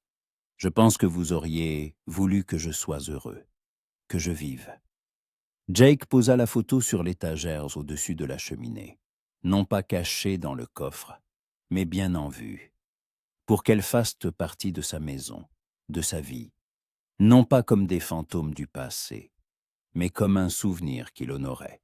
Il sortit. Le matin de Noël à Pine Flats était calme et magnifique. La neige gisait en une épaisse couche, scintillant au soleil, et de la fumée s'élevait des cheminées. Quelque part dans la ville, les cloches de l'église sonnaient, appelant les fidèles à l'office du matin. Jake marcha dans la rue enneigée vers la maison d'Elsie. Son cœur battait vite, et il se sentait comme un jeune garçon se rendant à son premier rendez-vous. Quand il arriva près de sa petite maison, la porte s'ouvrit et Elsie sortit sur le porche. Elle portait une belle robe bordeaux qu'il n'avait jamais vue. Ses cheveux dénoués tombaient en douces vagues sur ses épaules. Elle était magnifique. Jake se figea, incapable de détacher son regard. « Bonjour, Jake, » dit Elsie en souriant. « Joyeux Noël. »« Joyeux Noël, Elsie, » répondit-il en montant sur le porche. « Tu es très belle. » Elsie rougit légèrement. « Merci. C'est la robe que j'ai cousue avec le tissu que tu m'as offert. Je voulais la porter aujourd'hui. » Jake regarda de plus près et reconnut la teinte bleue du tissu utilisé pour les empiècements de la robe. Quelque chose se serra dans sa poitrine, à ce simple geste. Elle appréciait tellement son cadeau qu'elle en avait immédiatement fait quelque chose de spécial. « Tu vas à l'office du matin ?» demanda Elsie. Jake hocha la tête. « Je voulais t'inviter à y aller ensemble. » Elsie prit son châle, le jeta sur ses épaules, et ils partirent ensemble en direction de l'église. Leurs épaules se frôlaient presque, et parfois leurs mains s'effleuraient. À mi-chemin, Jake prit délicatement sa main dans la sienne. Elsie serra ses doigts en retour, et ils continuèrent leur chemin, main dans la main. Quelques habitants les virent et échangèrent des sourires. Mais Jake s'en moquait. Qu'il voie, qu'il sache qu'il n'était plus seul. L'église était bondée. Les familles étaient assises ensemble. Les enfants s'agitaient sur les bancs, attendant avec impatience la fin de l'office pour aller jouer avec leurs nouveaux jouets. Jake et Elsie trouvèrent une place dans l'une des dernières rangées. Le révérend Cole célébra l'office. Il parla de la naissance de l'espoir, de la lumière qui vient même dans la nuit la plus sombre, de l'amour qui guérit les blessures. Jake écoutait, et chaque mot résonnait dans son âme. Ce n'était pas un simple sermon, c'était un message qui lui était destiné. À la fin de l'office, les gens commencèrent à partir. Beaucoup s'approchèrent de Jake et Elsie pour leur souhaiter un joyeux Noël, certains faisant allusion à leur relation avec des sourires et des clins d'œil. Le vieux Thompson tapa sur l'épaule de Jake. « Content de te voir heureux, McCarthy. » Il était temps. Madame Palmer serra Elsie dans ses bras. « Tu fais des miracles, ma chère. Cet homme s'est transformé depuis que tu es arrivée. » Elsie se contentait de sourire, gênée par la tension. Quand ils sortirent enfin de l'église, le soleil était haut dans le ciel, et la journée promettait d'être claire et froide. « Que vas-tu faire maintenant ?» demanda Jake. « Je voulais préparer le déjeuner, » répondit Elsie. « J'ai une petite oie et des légumes. Voudrais-tu m'accompagner ?» Jake sourit. Cela devenait une habitude, de sourire. « Avec plaisir. » Ils retournèrent dans chez Elsie. Pendant qu'elle préparait le déjeuner, Jake alluma le feu dans la cheminée, apporta de l'eau et aida à éplucher les légumes. Ils travaillaient en silence, mais c'était un silence agréable, confortable. Parfois, leurs mains se touchaient en se passant quelque chose, et chaque contact était comme une décharge électrique. Quand le déjeuner fut prêt, ils s'assirent à la petite table près de la fenêtre. Elsie alluma des bougies, et leur douce lumière créa une atmosphère intime. L'oie était parfaitement rôtie, les légumes assaisonnés d'herbes, le pain frais. Ils mangèrent, parlant de tout et de rien, de la ville, des gens, de leurs projets d'avenir. « Tu comptes rester à Pine Flat ?» demanda Jake. « Oui, » acquiesça Elsie. « C'est ma maison maintenant. J'y ai trouvé la paix, un but. Et je t'ai trouvé. » Ces derniers mots, prononcés doucement, touchèrent Jake en plein cœur. Il tendit la main sur la table et prit la sienne. « Je suis heureux que tu sois venu. Je ne sais pas ce que j'aurais fait sans toi. » Elsie sourit. « Tu t'en serais sorti. Tu es un homme fort, Jake. C'est juste que parfois, nous avons tous besoin d'aide pour nous en souvenir. » Après le déjeuner, ils s'assirent près de la cheminée. Jake remarqua les chaussettes qu'ils avaient en suspendu la veille et vit qu'elles n'étaient pas vides.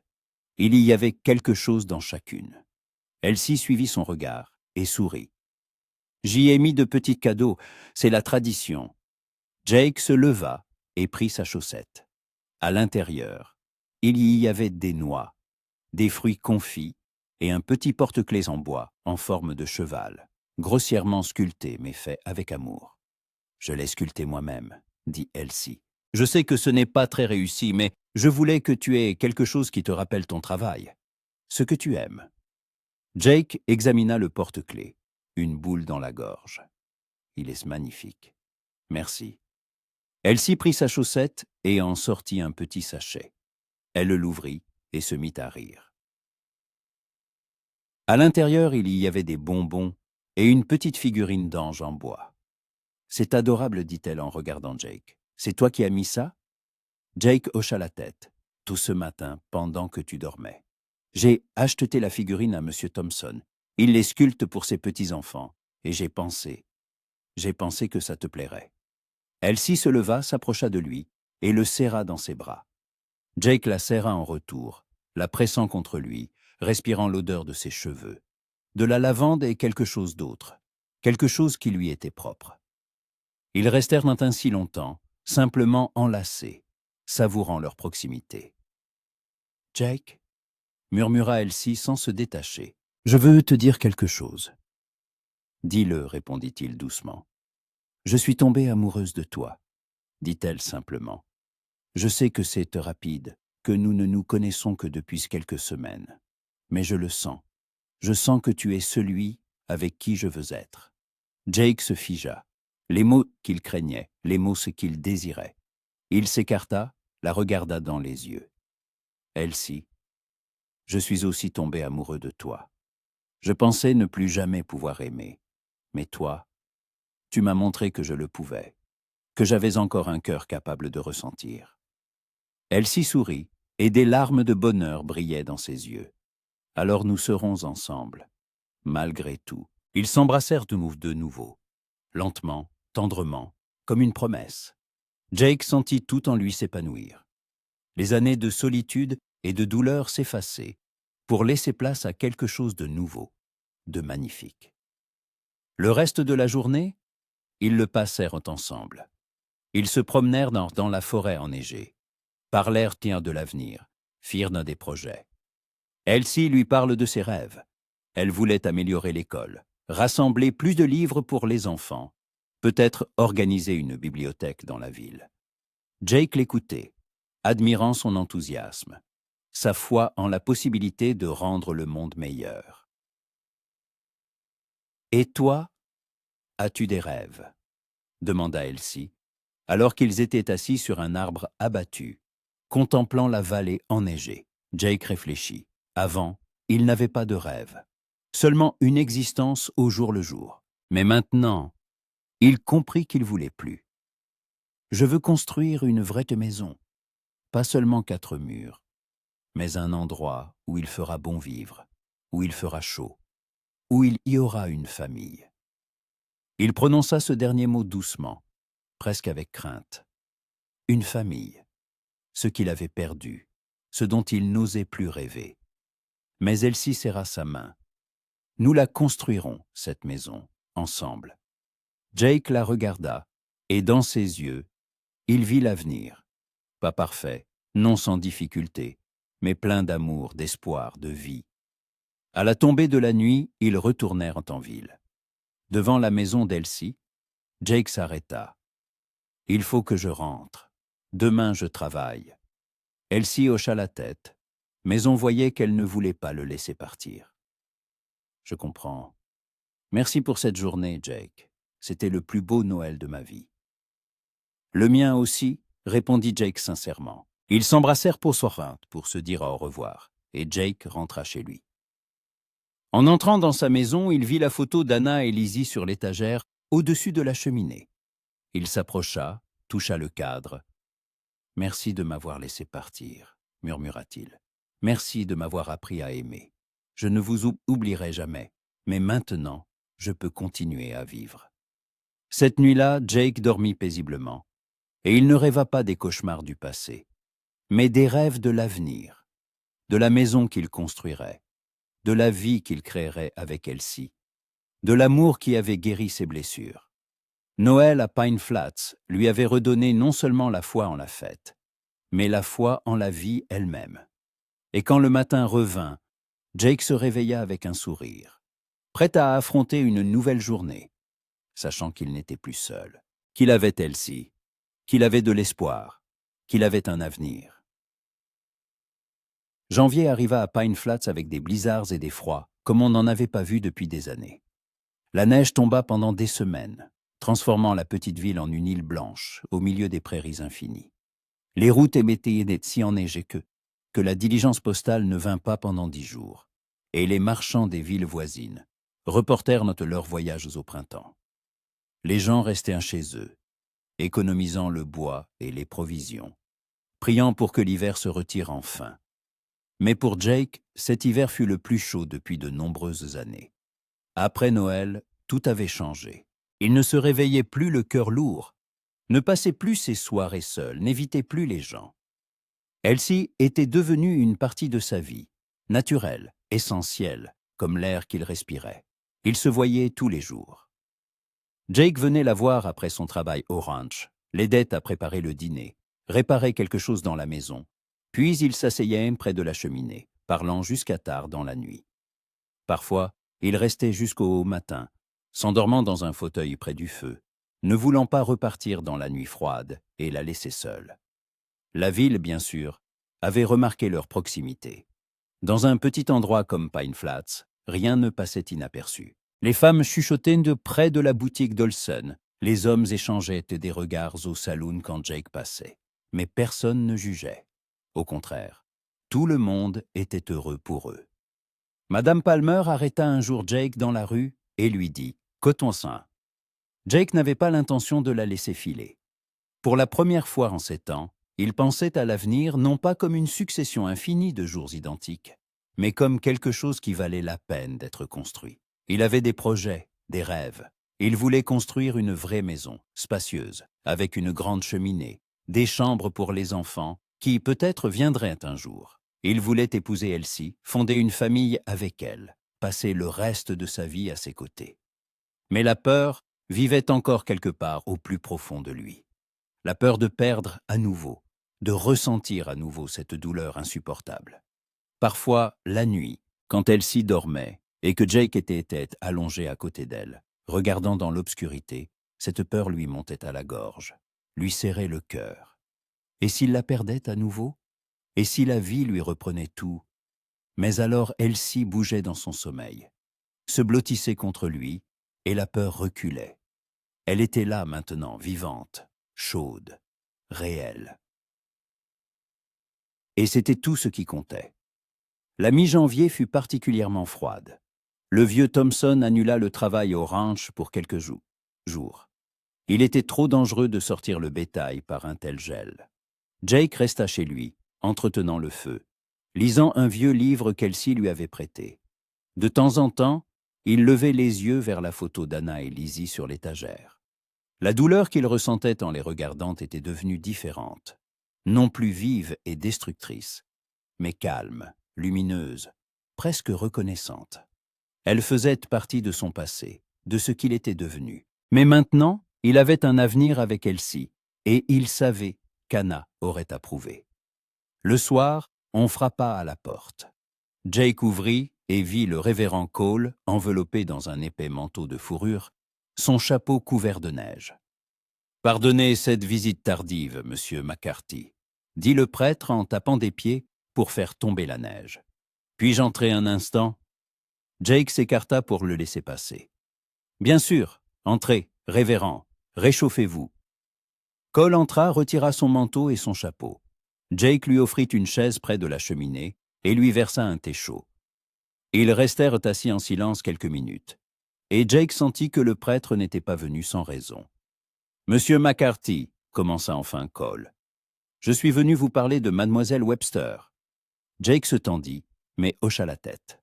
« Je vous écoute. » Cole but une gorgée de thé et regarda Jake sérieusement.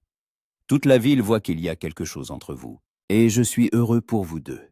Elsie est une femme remarquable, et vous avez changé en mieux depuis que vous l'avez rencontrée.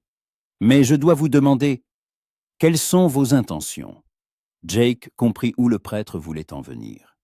À cette époque, à la frontière, où les traditions étaient fortes et la réputation comptait beaucoup, les relations entre un homme et une femme devaient être officielles si elles étaient sérieuses. « Je l'aime », dit simplement Jake. « Je veux l'épouser.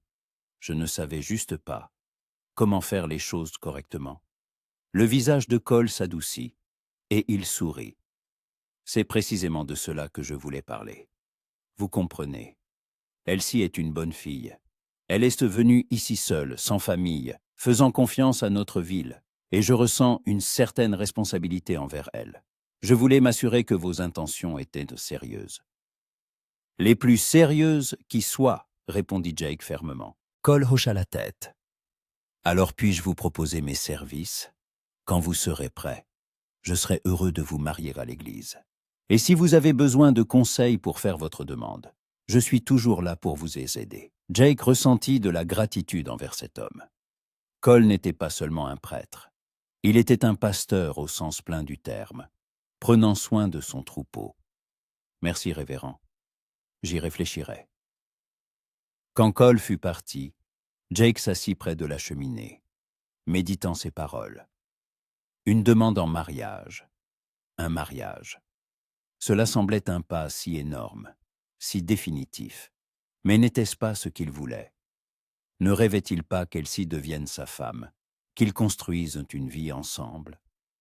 La peur tenta de se faufiler à nouveau, mais Jake la repoussa. Il ne laisserait pas la peur diriger sa vie. Pas maintenant qu'il avait une chance d'être heureux. Le lendemain, le blizzard s'était un peu calmé, et Jake se rendit à la boutique d'Olsen. Le vieil homme était derrière le comptoir, écrivant quelque chose dans un gros livre de comptes. Quand il vit Jake, il leva les yeux et sourit. « Ah, McCarthy, qu'est-ce qui t'amène par un froid pareil ?» Jake s'approcha, baissant la voix. « J'ai besoin de quelque chose de spécial, monsieur Olsen. Une bague. » Les yeux du vieil homme s'écarquillèrent. Puis il sourit largement. « Une bague, dit Bitu. Pour mademoiselle Webster, je suppose. » Jake hocha la tête, se sentant mal à l'aise. « Oui, je veux la demander en mariage. Mais je ne sais pas si vous avez quelque chose qui convienne. » Olsen réfléchit puis plongea sous le comptoir. Il y fouilla une minute, puis en sortit une petite boîte en bois. Il l'ouvrit et Jake vit plusieurs bagues, simples, sans luxe, mais de bonne qualité. Celle-ci, dit Olsen en sortant une fine bague en or avec une petite pierre, qui pouvait être un grenat ou un rubis. « Je l'ai eue d'un marchand il y a quelques années. Je la gardais pour une occasion spéciale. Je pense qu'elle conviendra à mademoiselle Webster. » Jake prit la bague et l'examina. Elle était jolie, simple mais élégante. La pierre scintillait à la lumière de la lampe à pétrole, projetant des reflets rouges. « Combien ?» demanda Jake. Olsen annonça un prix, pas modeste, mais juste. Jake sortit l'argent sans marchander et compta les billets. Le vieil homme enveloppa la bague dans un tissu doux et la tendit à Jake. « Bonne chance, McCarthy. Je suis sûr qu'elle dira oui. » Jake cacha la bague dans la poche de sa veste, remercia et sortit. Le vent agitait les pans de ses vêtements. La neige crissait sous ses bottes. Il se dirigea vers la maison d'Elsie, serrant le petit paquet dans sa poche. Son cœur battait vite, une boule dans la gorge. Il ne savait pas comment faire une demande en mariage. La dernière fois, quand il avait épousé Anna, tout avait été différent. Ils se connaissaient depuis l'enfance. Leur famille s'était arrangée.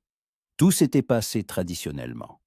Mais maintenant, il n'avait pas de famille pour faire la demande.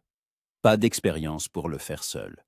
Il n'y avait que lui, la bague, et un immense désir d'être avec Elsie jusqu'à la fin de ses jours. Quand il arriva chez Elsie, la porte s'ouvrit et elle sortit sur le porche.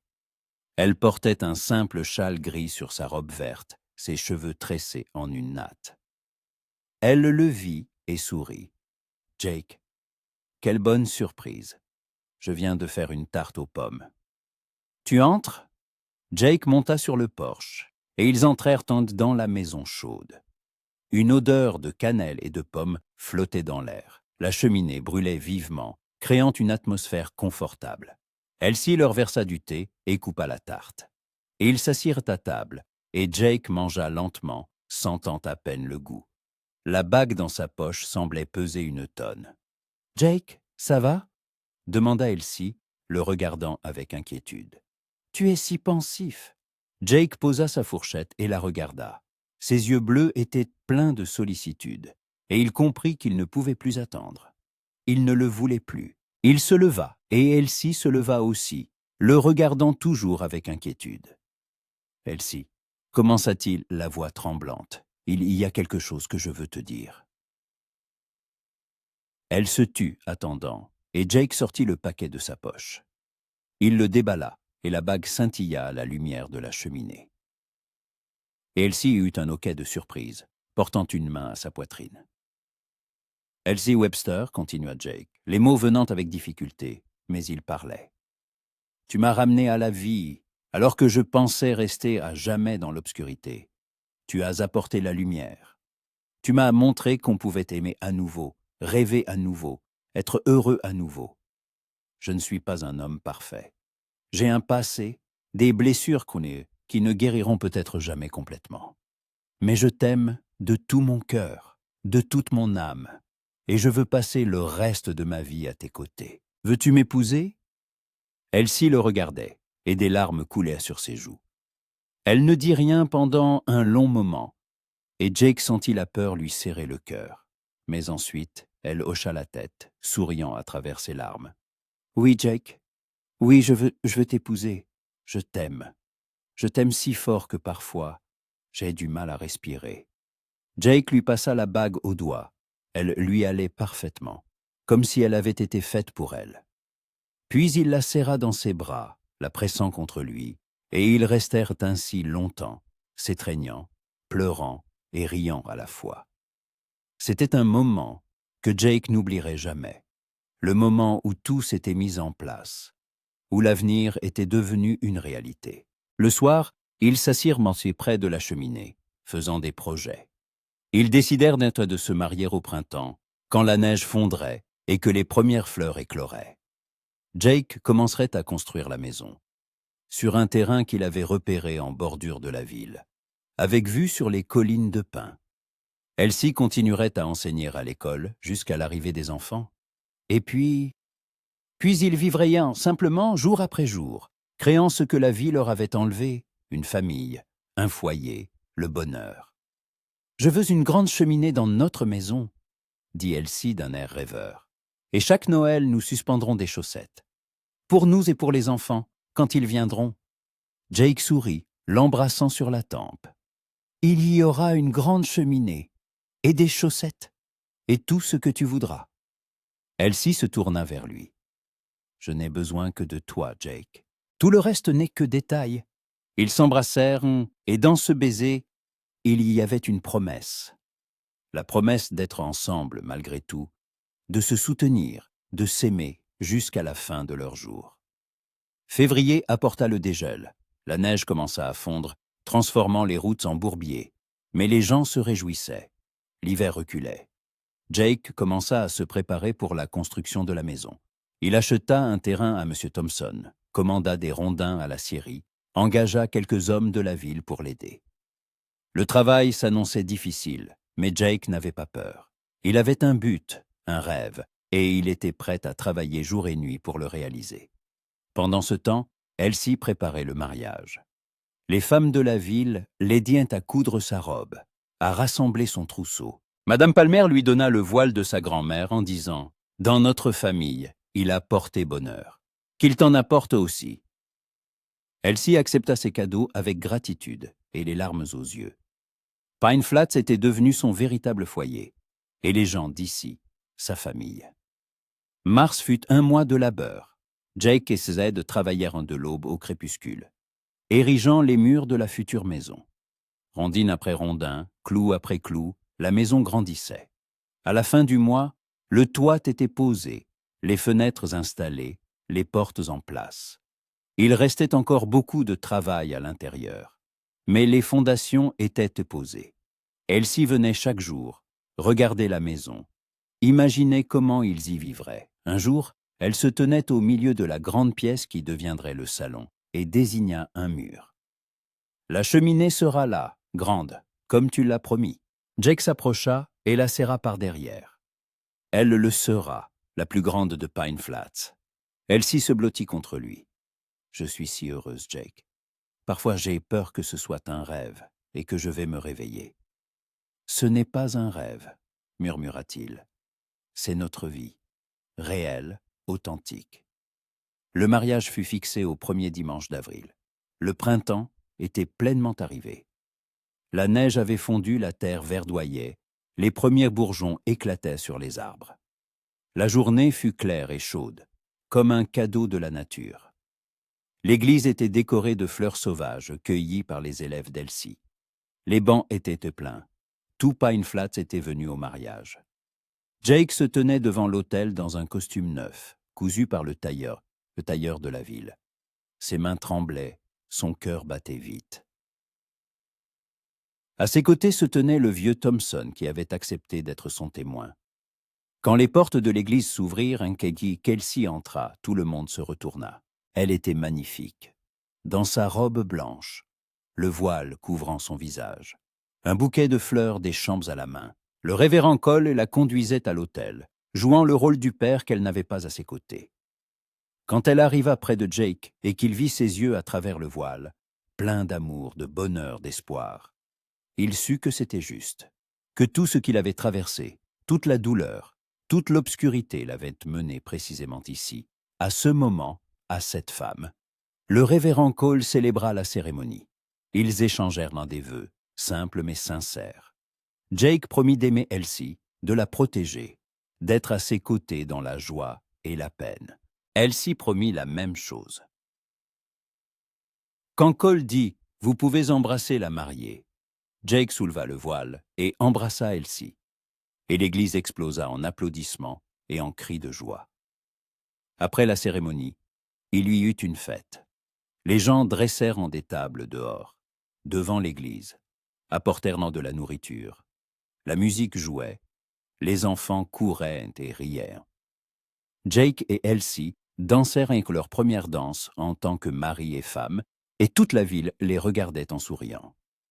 C'était un jour de joie, un jour de nouveau départ, le jour où deux cœurs solitaires s'étaient trouvés et n'en formaient plus qu'un. Quand la fête se termina et que le soleil commença à se coucher, Jake prit la main d'Elsie et ils se dirigèrent vers leur nouvelle maison. Elle n'était pas encore tout à fait prête, mais la pièce principale avec la cheminée était terminée. Et cela suffisait. Jake alluma un feu et ils s'assirent par terre devant la cheminée, enveloppés dans une couverture. « Nous sommes à la maison, » dit Elsie doucement. « À la maison, » répéta Jake, et ce mot prit un nouveau sens. La maison n'était pas seulement des murs et un toit. La maison, c'était là où se trouvait Elsie. Ils restèrent assis en silence, regardant le feu, et Jake se souvint de ce soir de décembre où Elsie avait suspendu pour la première fois les chaussettes, à leur nom près de sa cheminée. À l'époque, il commençait à peine à s'ouvrir, à peine à croire qu'il pourrait être de nouveau heureux. Et maintenant, il était marié, il avait une maison, un avenir. Noël avait changé sa vie, Elsie avait changé sa vie. « Merci, » dit-il soudain. Elsie le regarda. « Pourquoi ? » De ne pas avoir abandonné, d'avoir vu en moi non pas un solitaire maussade, mais un homme digne d'amour, de m'avoir donné une seconde chance. Elsie sourit et lui toucha le visage. « C'est toi qui m'as donné une seconde chance, Jake. Nous nous la sommes donnée l'un à l'autre. » Ils s'embrassèrent de nouveau, et dans ce baiser, il y avait tout, la gratitude, l'amour, l'espoir, la promesse. Dehors, le vent bruissait dans les pins. Une chouette ululait au loin.